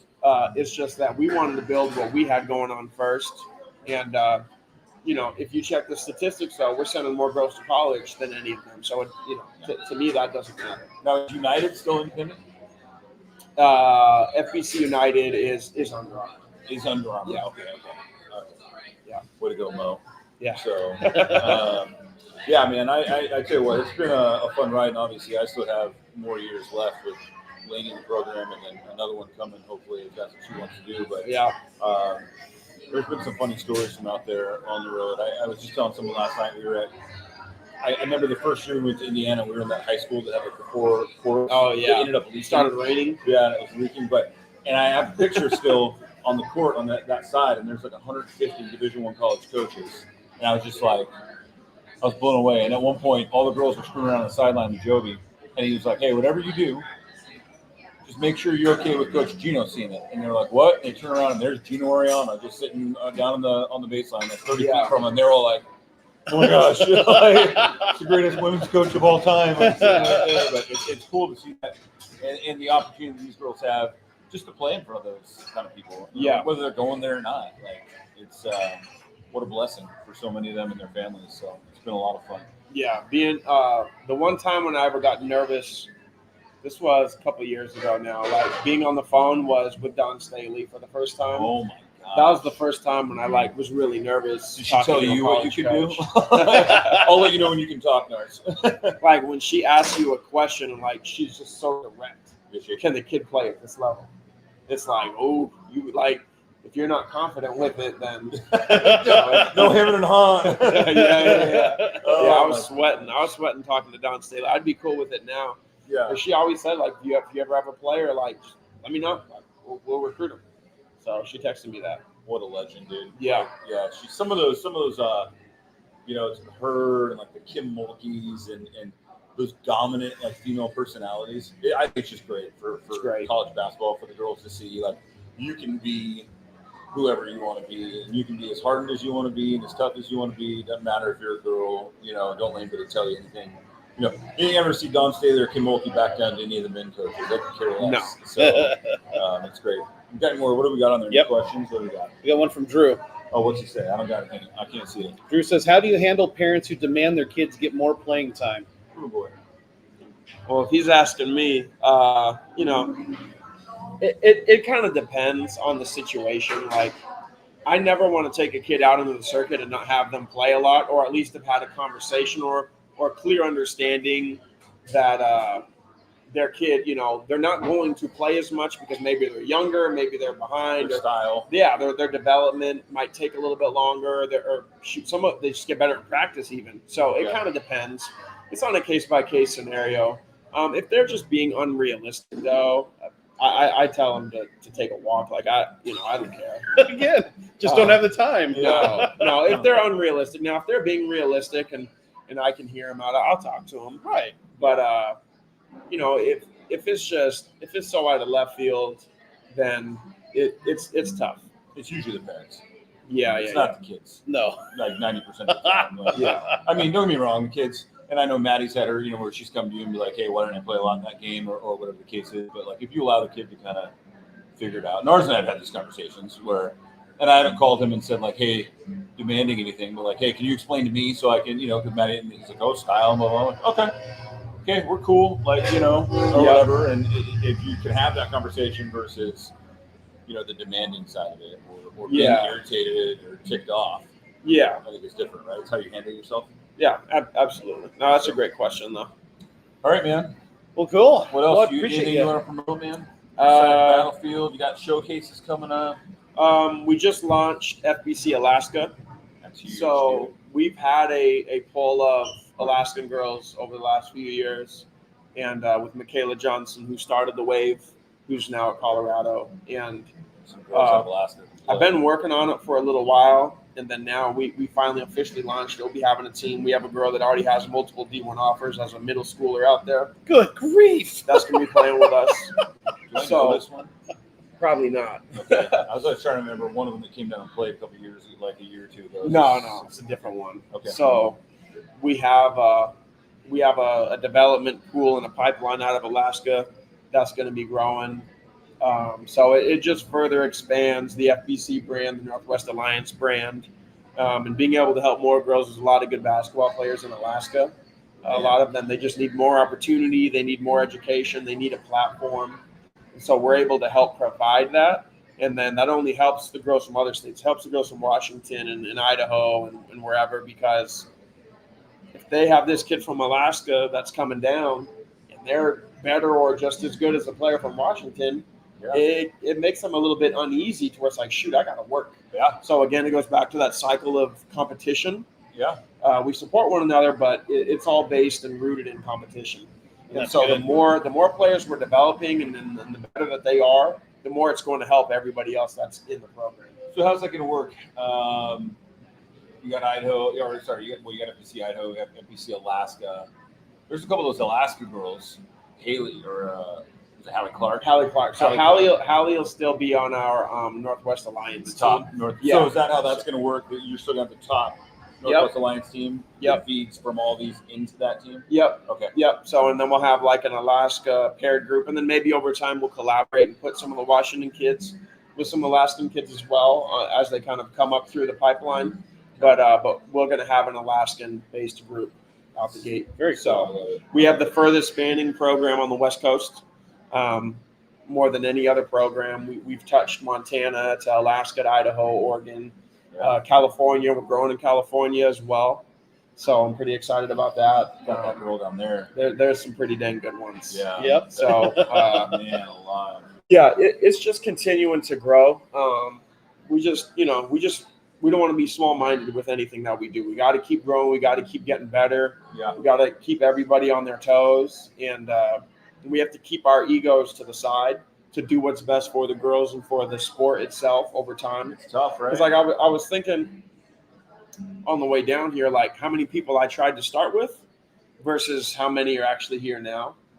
Boy. That I had all these ideas and these collaborative ideas and wanting people to come together. And I quickly learned that a lot of people are really small-minded. Right. And they're in it more so for self than for the the bigger growth of the game. And that's when I knew, I was like, okay, our program is going to pass up a lot of people very quickly because they're small-minded. Right. They won't put their ego to the side to do what's best for the girls. I think it's hard, right? It's easier said than done for a lot of people. A lot of us can say that, but actually doing it is tough. You know, I'll kind of wrap it up close to this, but like you look at even from the player aspect of it, like all the girls that started with the program when you first started compared to where it's at now. Yeah. I mean, we got some of those pictures this summer of the OGs that started the first year and played their whole high school career for the one team. Yeah. You know, Maddie, Naima, Avery, Emily. Maya, Emily, like, and you know, Lucy. Yeah. It was like there was like 6 of them. Yeah. You know, I'm like there were like 6 of you that were here when they first started to play. You know, obviously a couple along with Amelie and stuff that you know that graduated before that started too. But it was interesting to take all the teams and be like, all right, let's just get the OGs in there, and it whittled all the way down to like it's just 6 girls. You know, and I think that it's cool to see how vested they are in each other's success. Those 6, they've been in the gym. They're all going to school too. All of them. They're all going to college. That is so cool. And the different personalities, and that's been something that's been fun to see. The first time Maddie ever played with Maya, she got in the car and she was scared. On the way home, she's like, "I think that girl. I think she'll cut me, Dad." Like she's, and I'm like, I told her, I was like, "Look, I played enough street ball in my day. I played enough on like Sheridan courts in Bremerton to understand like some people. You're not just gonna walk in there and have Maya's respect. Like you got to earn it. She's different like that, and it's great. And then I think a couple of practices go by, and Maddie went flying for a loose ball and like ripped it away and got it. And Maya was the first one, and then since then.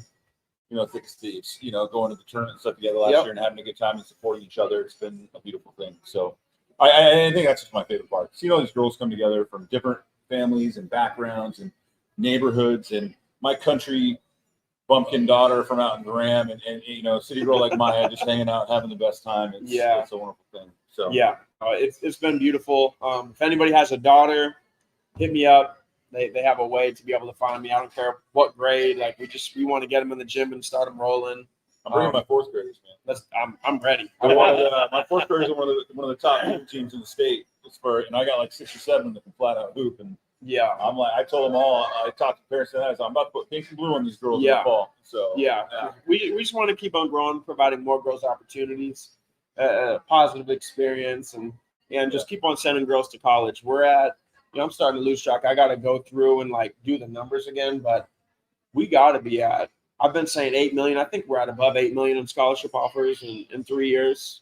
We're going to surpass. We're easily going to surpass over 10 million after this summer in scholarship offers for our players. So I mean, we're talking to Ivy League schools, Princeton's and Harvard's and Columbia, all the way to Washington State's and like school and everything in between. When you put that dollar amount on it, I think it's so huge. We just showed the picture earlier. All those girls are going off and basically being handed $200,000 or more to get an education that they don't have to worry about. Was just talking to Lucy Larson's family about that. She's at West Seattle High School. She's signed to Seattle University. Congrats. I mean, if you look like it costs like $70,000 a year. Oh yeah, it ain't cheap. Yeah, dude, it's nuts. I mean, that doesn't include all of the athletic travel, the training, the coaching, the gear, and all that stuff that comes with it over the course of 4 years. In the classroom. Yeah. So I mean, we're like that. That's a massive scholarship. Yeah, I mean, when Maddie was talking to San Francisco earlier in the year, and they were dropping putting numbers and stuff.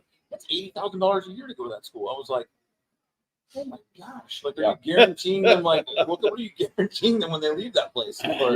So to put numbers on it, and tell these girls like, hey, I'm saving you. We're going to save you $250,000.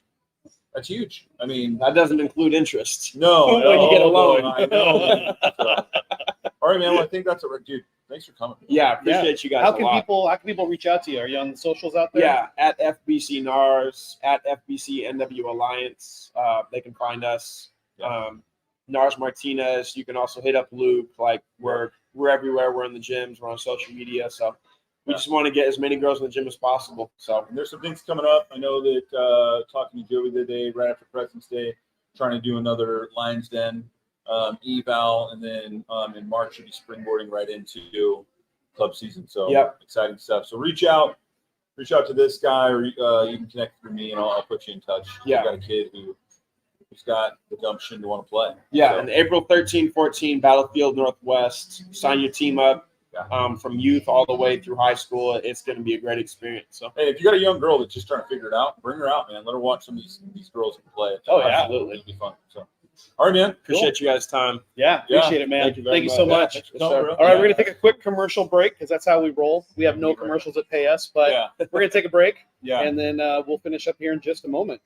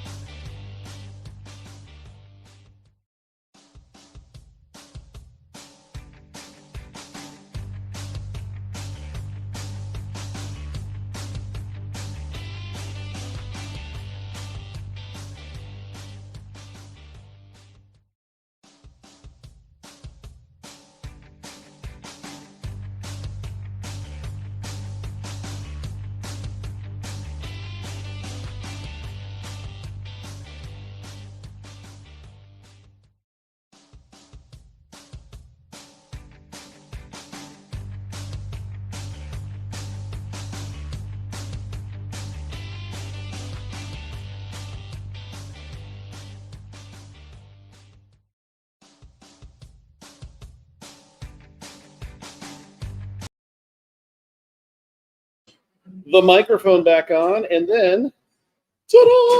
Whoa, what happened? Just like We that. lost Where'd he somebody. go? Yeah, gone. It's magic. Hey, real quick before we get going, I just really want to say thanks again to NARS for coming out. Absolutely. It's funny. I feel sometimes like I'm around Yoda or something. Like he's just like NARS is like 19 years old or something crazy. He's just this young guy. Just carries himself with like such confidence and knowledge, and he's just fellow Catholic, so maybe that's where that comes from. So really appreciate him being here and just speaking on the girls' game. Obviously, you guys know that the girls' game and girls' sports in general holds a special place in my heart. It's actually hard for me now because I have a son who's 7. He's a phenomenal little athlete, but like even last night, my boys team was scrimmaging my girls' team, and I coached both of them, and I found myself cheering for the girls team, and I was like, I gotta like even this out. Like, I love to see the young, the girls have their opportunity and do well. So I forgot how tall he was. I mean, when I've seen him at Maddie's basketball Yeah, game, and yeah. I saw him when he walked in here. But as we're sitting, I'm like, oh, he's about the same height as us. As soon as he stood up to leave, holy crap, he's kind of tall. Drew's, yeah, he's like 6'3". Drew says, "Wish the guy was a hockey coach." Yeah, it's. I'm telling you, I joked around. I'm like, someday, when that guy's old and sitting on the porch somewhere, he's going to have a lot of young women showing up to say thanks and absolutely, and, just being appreciative of the lives that they've built. And I think he's got the right mindset. Absolutely, because it's all about let's take care of the kids, and you'll get the accolades as they come along. Yeah, and it just we don't teach that enough nowadays. We don't teach the just do your job, Yeah. and everything will fall into place one way or another. Yeah. Well, it's like you said, you know, you got to put your ego aside. And that's hard. Like, that's hard, especially for men. Like, and I hate to say it, but like, you know, we walk around. Look what I did! I have made fire. Like, you know, So no one cares. So put your shirt on, dude. You know. Anyway. Well, thanks So- again, NARS. We appreciate you stopping by, man. We'll Yeah. get this out there on all the social media platforms and the podcasts and all that good Yeah, stuff. and then you can share it and do whatever. So, Yeah, I'm excited to see where they're going to be in the next few years. Oh man, I'm excited to be a part of it, and I think he knows this as well as you know. As long after my girls are gone, and I'm an old man, I will show up in gyms to watch his program play because I know they do it the right way and they're fun to watch. So, all right, my man. Well, let's move on, dude. I got something special. I think we move on. Oh my god! I think we move on to the next segment of the show. Bro, I'm not okay. No, I'm I'm not not okay either. And we don't have the rights to play any music, but I think you understand what that's all about right there. Red Solo Cup. That's right. Yeah. Should have been a cowboy. And I should have learned to I tell you, ride. I saw an interview of him about 2 weeks ago. And don't worry, we are at Electric Coffee House, and we do respect the fact that we can't have real alcohol Well, here. we can actually. They have it up there. You just gotta go get it. Well, They have it on tap. Forget about that. I did forget about that. So, So instead, I brought some Verge, dude. root beer. Verge. It's a little root beer here, Yeah. so we can crack the root beer keg. So, for those of you who don't know or haven't been paying attention, whether you are, oh man, You know who Toby Keith is, and if you yeah, don't, whether you're a fan or not, you know, it's funny. Is we were just talking to NARS, and I said, NARS, you want to hang around for it? Andrew says, tell NARS not to buy a private jet. The maintenance cost is ridiculous. Rent them. he would know. Yeah, actually. rent them. Yeah. Oh boy, got a lot of head here. Not that kind of show. Rory gave me a lot of head here. No. This is why NARS didn't stick around. Yeah, NARS, but no, even NARS, like I was like, hey, I know you're probably not a Toby Keith fan. He's like, yeah. He goes, no, but I know we lost a legend. Like, you know, even someone who doesn't listen to country music knows that we lost a legend. So, Well, let's raise our glass to the Big Daddy Dog. He is gonna be missed. He was one of a kind. boy, howdy. Let's talk about that. But Yeah, absolutely. courtesy of the red, white, and blue. All right, man. So I woke up 2 mornings ago, and Maddie leaves before me. And what morning was it? Or no, Tuesday morning. Sorry, Tuesday morning. She had been at her mom's house on Monday night. And I woke up to a text message from her, and she just said, Toby Keith died, and I'm not okay. And I was like, I almost wanted to yell at her, like, can you save this until I wake up at least? Like, I had to double, like, I had to Google real quick. I'm like, no, like, you know, because he just was saying in the fall, like, he was making the turn, and then he was going to get back on tour, and he just played in December, and he was doing an interview in January, like 2 or 3 weeks before. Yeah, Drew, country stations played a lot of his songs the other day. If you've got Sirius XM, the prime country radio station, 24/7, Toby Keith, I listened to that station as I was driving in this morning. You know, you mentioned his interview from January. Yeah. And I saw it on CBS. I think it was the Sunday morning show. Yeah. And I remember watching that interview, and I thought to myself, I didn't say it out loud because I thought about saying it out loud, but I didn't say it to anybody. But I thought to myself, he doesn't have much longer to live. He didn't look good. And the thing is that if you've had family or friends who have died of cancer, all you got to do is look at them and you think to yourself, there's not much time left. No, and he's optimistic. Yeah. And he even said in the interview, he's in a good place, no matter what. He's in a good place. But to see the big dog daddy, the bigger than life person he was, and to just be reduced to a shell of himself physically, it was heartbreaking. Yeah, and I think that performance that he had from the People's Choice Country Music Awards last year, boy. "Don't Let the Old Man In," is it's making the rounds, And you know, the old man in his journey was cancer, and unfortunately, you know, from everything I've read, he fought like a son of a bee, dude. Yeah. And it's, what does Andrew say? He did a lot for the troops. So I want to touch on that.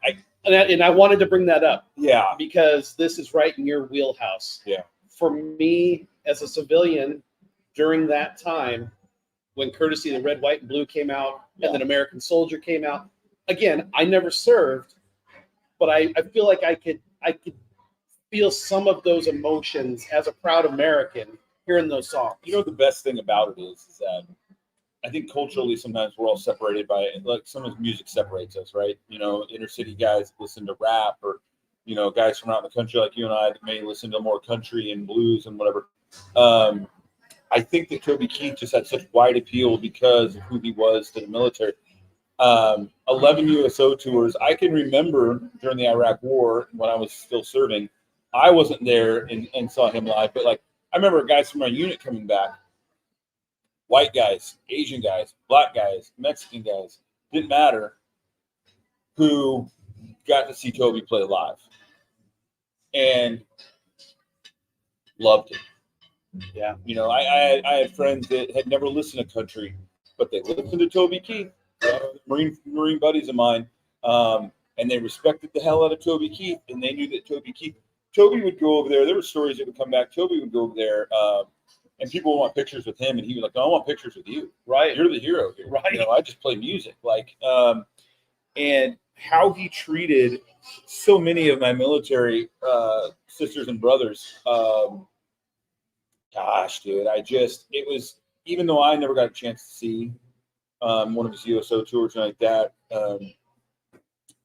you just felt like you knew him, kind of, you know, like he was a member of the family. Like I feel like as a Marine guy, like if I saw him on a street corner, I could walk up and say hi and be like, "Hey, I served," and he would be like, "Let's go get you a drink, man." Like, you know, and I honestly think he was like that with a lot of people, even outside of the military. Like he was an everyday guy who just happened to have a talent for writing songs, and you know,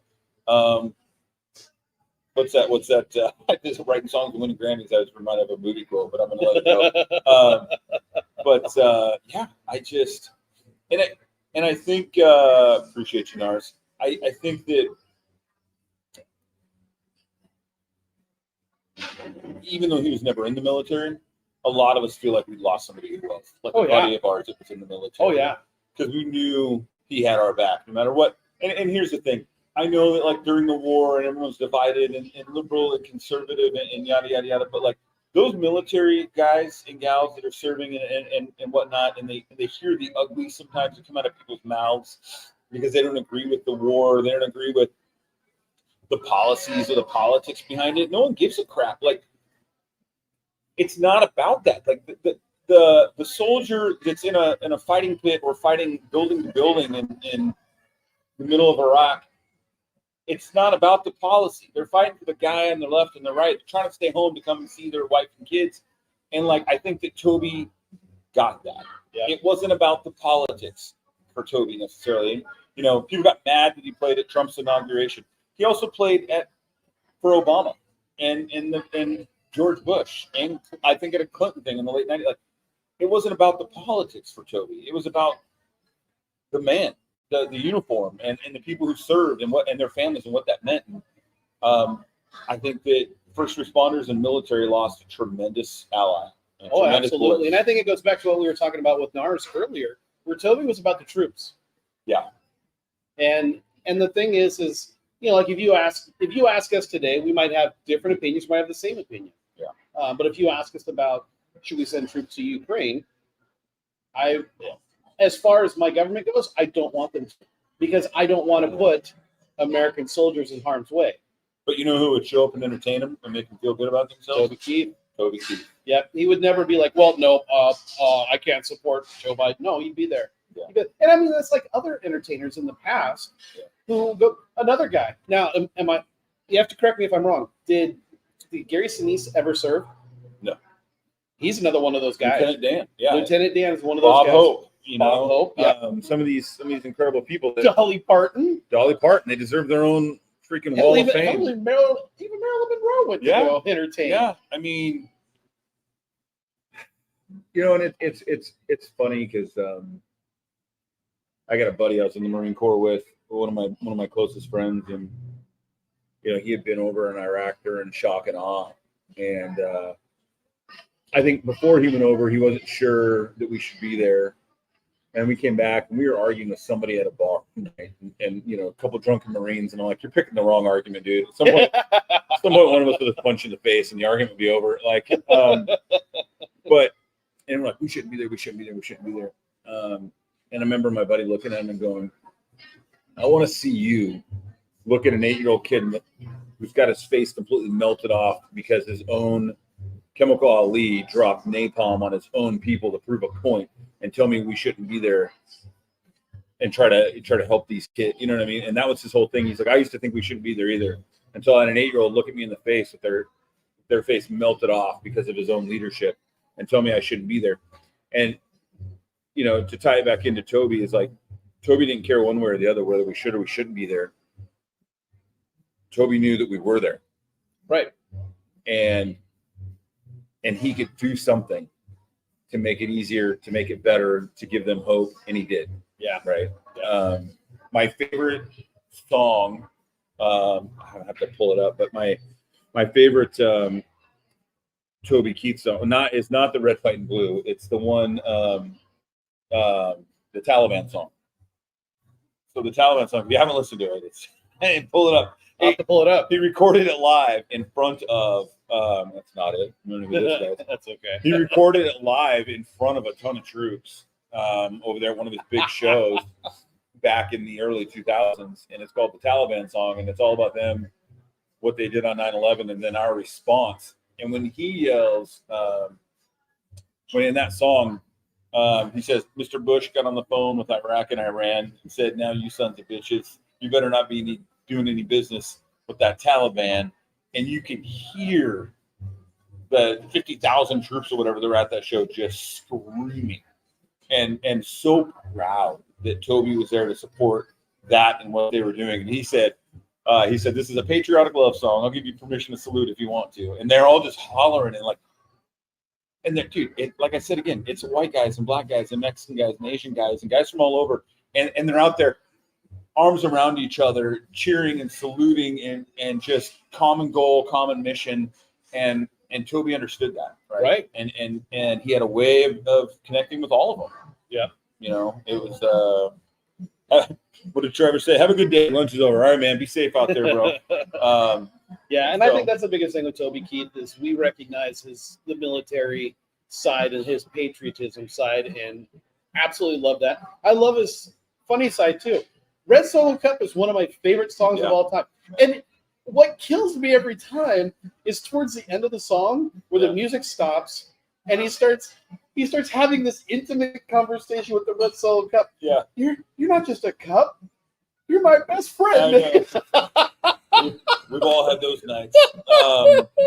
Yeah. And he does have some funny ones. There was Red Solo Cup. Even like I Love This Bar. I'm not as good as I once was. Now the thing is, you know, with that song, I Love This Bar. Yeah. It's not about any particular bar. No. He said he just wrote it with one of his dudes, and they're like, "There's no particular bar, just kind of a combination of bars." Well, and I think that comes out in the song, right? He's like, I mean, he's definitely he covers everything, right? He's covered every bar you've ever been in. Now, do you know the history of How Do You Like Me Now? No, tell me. So the history of How Do You Like Me I'm just Now pulling up some stuff on was originally, I believe it was written by Blake Shelton, I'm pretty sure about that. Okay. And they were going to Blake Shelton wanted to record it, but whoever the recording industry people said, "No, we don't want you to do it." Yeah. So they handed it over and they said, "Hey, we got this really good song. Who do we got that could sing it?" And they said, "Well, let's have Toby Keith do it." And Toby Keith knocked it out of the park. Yeah. But the thing, that was a Blake Shelton song before weird. Blake Shelton was famous. Yeah. And they're like, "No, we're going to give this one to Toby." Isn't that crazy? Yeah, Oh, Blake man. started out as a writer. And how many people out there can relate to that song? Like, "Oh, you're going to dismiss me in high school," or you know what, "I'm not good enough for you." Yeah. Okay, fine. I'm just looking at some of his songs here. We're talking about the funny, like Call a Marine, Weed with Willie. I'll never smoke weed with Willie again. Like, you know. Did you know he did a song with Sting? Yes, I actually listened to it yesterday. I heard it yesterday. I did too. Let's see, Whiskey Girl. That's a good one. Well, of course, courtesy of the Red, White, and Blue.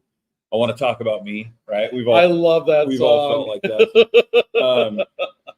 One thing I didn't realize until, and he put it out the other day, which was, there's the Taliban song. Was, what is the one song I'm trying to pull up and I can't? Gosh, she's got so much Huckleberry.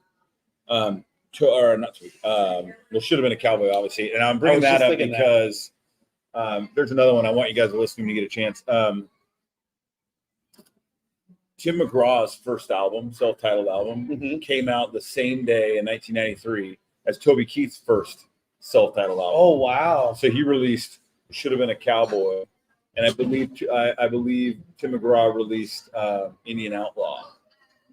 Because I think the first one off that. Anyway, and so they essentially entered at the same time. And Tim McGraw just talked about, they had a little bit slightly different music and the way they did things. And, Tim talked about how Toby never took himself too seriously and just how their careers kind of mirrored each other with different styles of country music, which, I didn't realize that. It was a beautiful, beautiful thing for him to say and kind of put that out there. Yeah, good stuff. I'm trying to pull up. Christian, let's see. Christian Morden. Good morning, buddy. Yeah. He says, jumped on just now and heard you talking about Toby. I personally don't listen to country, so was amped up because I thought you were talking about Toby Mac, who will be doing his Hits Deep Tour. Are you getting paid? What are you, a promoter? PC. Really? No, Toby. Rest in peace, Tim. Condolences. Yeah, and I think that we can all be on board with that.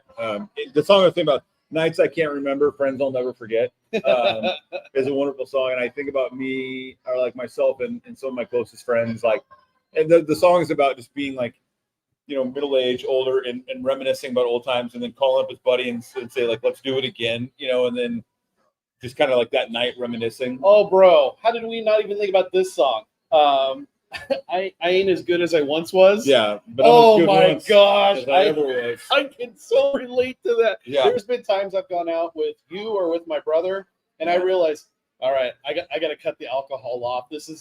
I ain't young anymore. Well, I can do that. It's funny because I got one buddy of mine, and any of my friends that are watching, they would know this. We had one buddy who would always pick the fight back in the day, and then be like, Luke, and I'm like, bro, come on, dude, and of course, oh, Luke. I come sauntering over, and now it's if I go out with that guy, I'm like, keep your mouth shut. Getting hit hurts. I ain't as young as I once was. I'm not. You're on your own, dude. So. Well, you're gonna be missed, Toby. And I want to relate this. And Neil, my good, obviously one of my best friends, messaged me last night and he said, "Hey man, I'll be working. Make sure you relate my feelings." I honestly I wasn't a big country music fan growing up. My mom listened to country, and I think just because she listened to country, I was like, it's so uncool, and I wouldn't listen to it. And then in the mid 2000s, first decade of the 2000s, I started to dabble in a couple Tim McGraw songs and gateway songs. Yeah, except gateway drugs. And then some Toby Keith. But it wasn't until Neil and I started hanging out. And Neil, unfortunately, I've never seen Toby play live. I always said I was going to. And hearing him in the fall say he was going to go back on tour, I was like, I'll be there. And unfortunately, now that won't happen. But Neil has seen him live a couple times, and Neil loves Toby. And Neil really got me hooked on some Toby Keith. And I have so many great memories of riding in the truck to the hunting cabin with the Toby. They had one of the Toby's CDs, and it would just play days on end, just looping. We just it's starting over again, Yep. And we just keep listening. And what would Toby do? There'd be we joke around what would Toby do? And I think having guys like that are that level of celebrity and that level of music, but you still feel you can identify with, is important. You can see yourself in. So, Neil, I want to relay from Neil. Neil just texted me yesterday, and he just said, "I love him," and I'm like, I think that in its simplest form, yeah. whether it was his music or just what he stood for as a person, I loved him, and I think a lot of us felt like that about him. So yeah, Drew says it's funny seeing Joey wearing cowboy boots with the jeans and a cowboy hat. Yeah, I get it. I mean, if you're out there in Nebraska, well, one more. We're gonna miss you, Toby, bud. so much, it, man. Appreciate all you've done. All right, we got to wrap this up, and we got 2 things to talk about.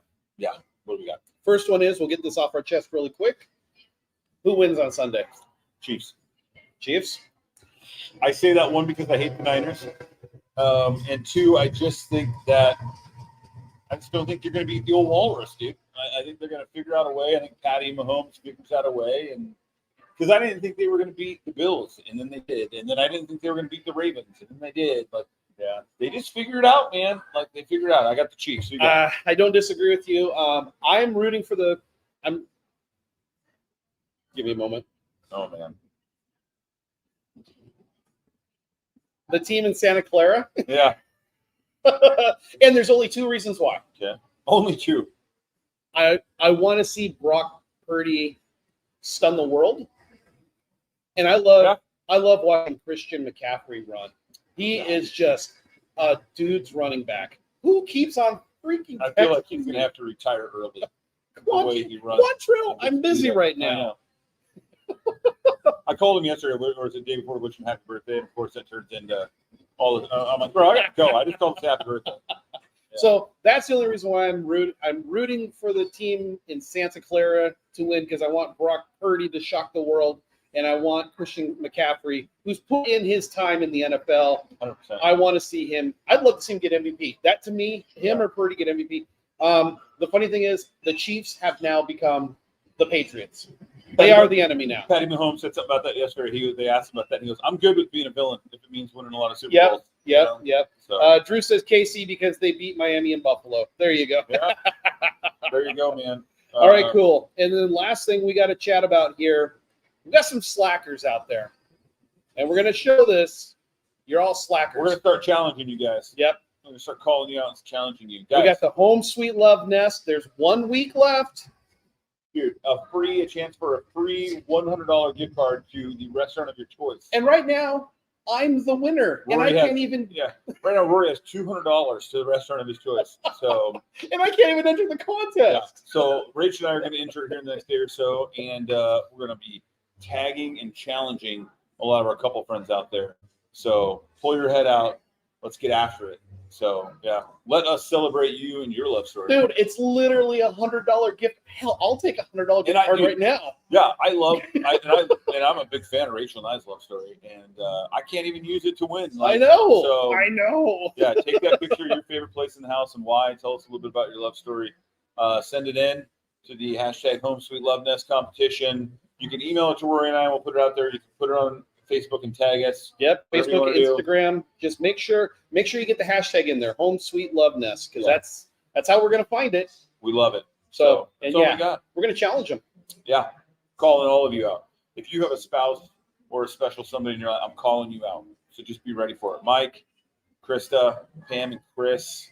Okay, who else I got? Casey and his fishing rod, his fly rod. Stephanie, Abe.